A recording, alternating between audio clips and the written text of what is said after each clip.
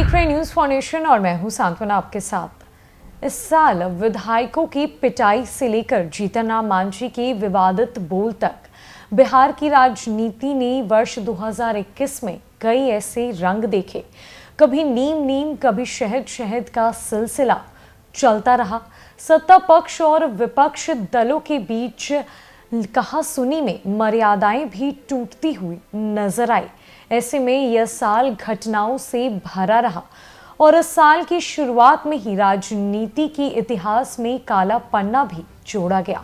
इसी क्रम में आज हम बात करेंगे उन सभी घटनाओं के बारे में जिन घटनाओं ने साल 2021 में जगह बनाई। क्या कुछ खास रहा बिहार की राजनीति में और क्या कुछ बड़ा बदलाव देखने को मिला इस बिहार की राजनीति में। तो आइए शुरू करते हैं, एक एक कर सभी घटनाओं के बारे में जानते हैं। शुरुआत से लेकर अंत तक इस साल में क्या कुछ खास रहा और क्या कुछ बड़ा रहा, आइए जानते हैं इस रिपोर्ट में। विधानसभा की कार्रवाई चल रही थी। दिन था 23 मार्च 2021। यह विधानसभा के इतिहास में काले दिन के रूप में दर्ज हो गया। दरअसल बिहार सशस्त्र पुलिस विधेयक को सदन में पेश होने से रोकने के लिए राजद समेत सभी विपक्षी दल आमादा थे। राजद ने भ्रष्टाचार, विधि व्यवस्था, बेरोजगारी के मुद्दे पर विधानसभा घेराव किया।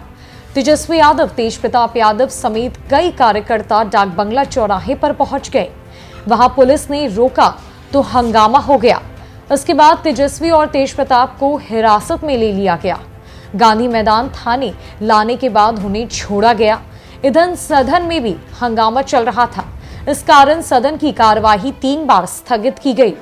चौथे बार जब कार्यवाही शुरू हुई तो स्पीकर को उनके चैम्बर में ही बंधक बना लिया गया। उसके बाद पटना के डीएम, एसएसपी भारी संख्या में पुलिस बल के साथ वहां पहुंचे। इसके बाद धक्का मुक्की शुरू हो गई। इसके बाद पुलिस ने विधायकों को खींच कर बाहर निकाला। महिला विधायकों को भी जबरन हटाया गया। इस दौरान कई विधायकों की पिटाई भी की गई। इसके बाद विधेयक को पारित किया गया। नेता प्रतिपक्ष तेजस्वी यादव ने आरोप लगाया कि उन पर जानलेवा हमला किया गया है।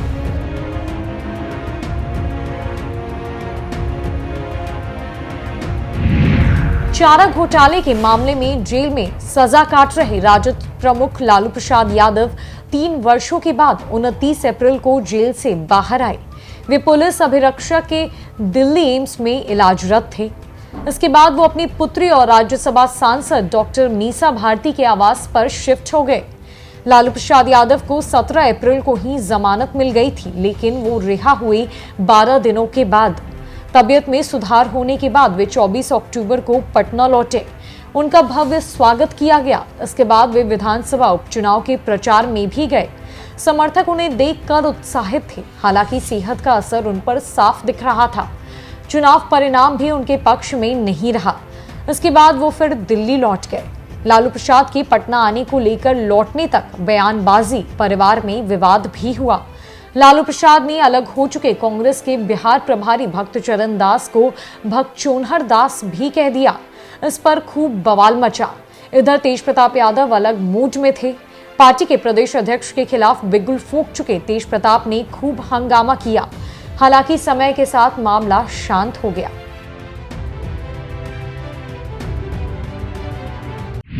दिवंगत केंद्रीय मंत्री रामविलास पासवान की लोक जनशक्ति पार्टी 2021 के जून महीने में 13 तारीख को बिखर गई। 28 नवंबर 2000 में इसका गठन किया गया था। स्वर्गीय पासवान के पुत्र जमुई के सांसद चिराग पासवान ने पार्टी की कमान संभाली। वर्ष 2020 के विधानसभा चुनाव में उन्होंने एनडीए में रहकर भी जदयू को काफी नुकसान पहुंचाया। इसका खामियाजा उन्हें भुगतना पड़ा। चाचा पशुपति कुमार पारस के नेतृत्व में पार्टी के 5 सांसदों ने बगावत कर दी। इसमें उनके चचेरे भाई प्रिंस राज, महबूब अली कैसर, वीना देवी और चंदन सिंह शामिल थे। खुद को पीएम नरेंद्र मोदी का हनुमान बताने वाले चिराग पासवान की तमाम कोशिशों के बावजूद पशुपति कुमार पारस केंद्रीय मंत्रिमंडल में शामिल हुए। इसके बाद मामला चुनाव आयोग तक पहुंचा। चुनाव आयोग ने पशुपति कुमार पारस और चिराग पासवान की लोजपा का नाम बदल दिया। बंगला को फ्रीज कर दिया गया। पारस की पार्टी का नाम राष्ट्रीय लोक जनशक्ति पार्टी और चुनाव चिन्ह सिलाई मशीन दिया गया। वहीं चिराग की पार्टी का नाम लोक जनशक्ति पार्टी रामविलास और चुनाव चिन्ह हेलीकॉप्टर कर दिया गया।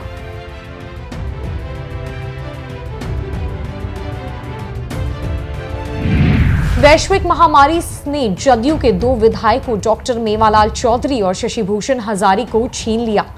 उनके निधन से रिक्त हुई तारापुर और कुशेश्वर स्थान सीटों पर 30 अक्टूबर को उपचुनाव हुआ। इस चुनाव से पहले कांग्रेस और राजद के रास्ते अलग हो गए। इस बिखराव का सीधा फायदा एनडीए को मिला। जदयू राजद के अलावा कांग्रेस और पप्पू यादव की पार्टी जाप ने भी उम्मीदवार खड़े किए। चुनाव प्रचार में सीएम नीतीश कुमार, राजद सुप्रीमो लालू प्रसाद यादव समेत कई दिग्गजों ने शिरकत की। हर तरफ से पूरी ताकत झोंक दी गई। तेजस्वी लोगों से कहते रहे कि ये 2 सीटें जीत गए तो फिर सरकार बना लेंगे, लेकिन लंबे समय के बाद जनता के बीच पहुंचना भी राजद सुप्रीमो के पक्ष में नहीं रहा। आखिरकार दोनों सीटों पर जदयू के उम्मीदवारों की जीत दर्ज हुई। बिहार विधानसभा के नेता प्रतिपक्ष तेजस्वी यादव की शादी वर्ष की चर्चित घटनाओं में से एक रही। दिल्ली में 9 दिसंबर को तेजस्वी ने अपने स्कूल फ्रेंड रेचल उर्फ राजश्री यादव से शादी की। इसमें करीबी लोग ही शामिल हुए। पार्टी नेताओं तक को इसका पता नहीं था कि कब शादी है और दुल्हन कौन है। हालांकि तेजस्वी जब दुल्हन के साथ पटना आए तो उन्होंने गुपचुप शादी को लेकर सारी बातें स्पष्ट कर दी। लेकिन इस दौरान मामा एवं पूर्व सांसद साधु यादव की नाराजगी को लेकर खूब चर्चा भी हुई। साधु यादव ने लालू परिवार को जमकर निशाने पर रखा।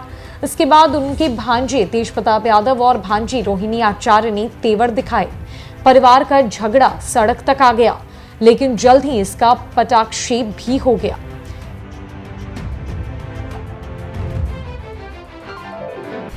जवाहरलाल नेहरू विश्वविद्यालय की छात्र राजनीति से चर्चा में आए बिहार के बेगूसराय जिले के रहने वाले कन्हैया कुमार ने वामपंथी दल से अपनी राजनीति की शुरुआत की। केंद्रीय मंत्री गिरिराज सिंह के खिलाफ वे लोकसभा चुनाव में भी उतरे, लेकिन समय के साथ वाम दल से उनका मोह भंग हो गया। भगत सिंह की जयंती के मौके पर 28 सितंबर को कन्हैया कुमार ने दिल्ली में कांग्रेस की सदस्यता ग्रहण कर ली। कन्हैया की अहमियत का अंदाजा इस बात से लगाया जा सकता है कि स्वयं राहुल गांधी ने उन्हें पार्टी ज्वाइन कराई। इस अवसर पर कन्हैया ने कहा कि कांग्रेस नहीं बचेगी तो देश भी नहीं बचेगा। लोकतंत्र को बचाने के लिए एवं कांग्रेस में शामिल हुए हैं। उन्होंने कहा कि वैचारिक संघर्ष को कांग्रेस ही नेतृत्व दे सकती है। कन्हैया के इस परिवर्तन की चर्चा भी खूब होती रही।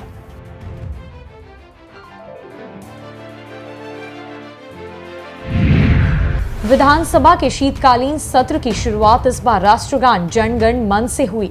3 दिसंबर को समापन पर राष्ट्रगीत गाया गया, लेकिन असदुद्दीन ओवैसी की पार्टी के विधायकों ने सदन में इस गाने से इनकार कर दिया। अख्तरुल इमाम का कहना था कि संविधान में इसकी चर्चा नहीं है, जबरन हम पर कुछ थोपा नहीं जा सकता। इसके बाद भाजपा विधायक हरिभूषण ठाकुर बचौल ने कहा कि ये लोग तालिबानी मानसिकता वाले हैं। जनसंख्या नियंत्रण को लेकर भी सियासत गरमाती रही। इसके साथ ही जनसंख्या नियंत्रण को लेकर भी एएमआई-एमआईएम के विधायक के बयान से बवाल हुआ।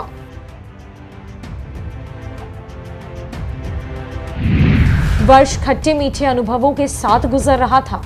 दिसंबर महीने की ठंड परवान चढ़ रही थी कि पूर्व मुख्यमंत्री और हम की नेता जीतन राम मांझी के बयान से राजनीति गर्मा गई। उन्होंने ब्राह्मणों और सत्यनारायण पूजा को लेकर ऐसी बात कह दी कि बवाल मच गया। उनके बयान के बाद कई संगठनों ने उन पर मुकदमा कर दिया। भाजपा के एक नेता ने उनका जीभ काटने पर 11 लाख इनाम की घोषणा भी कर दी।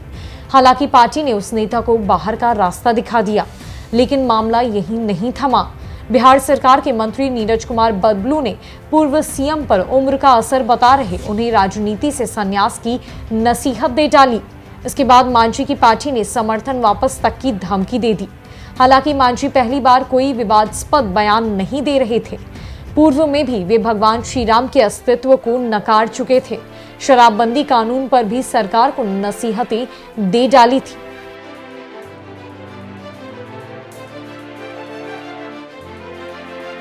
साल 2021 कुछ इस प्रकार की घटनाओं से भरा रहा और बिहार की राजनीति ने साल कई बड़ी घटनाओं को देखा और इस घटनाओं का साक्षी भी बना। ऐसे में यह साल बदलते रंगों का साल रहा।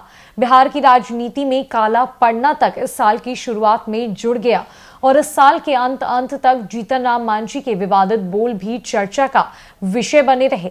ऐसे में आप हमें इस कमेंट सेक्शन में जरूर बताएं कि बिहार की राजनीति इस साल आपके नजरिए से कैसी रही और बिहार की राजनीति को लेकर आपके क्या विचार है। फिलहाल के लिए इस रिपोर्ट में बस इतना ही। नमस्कार।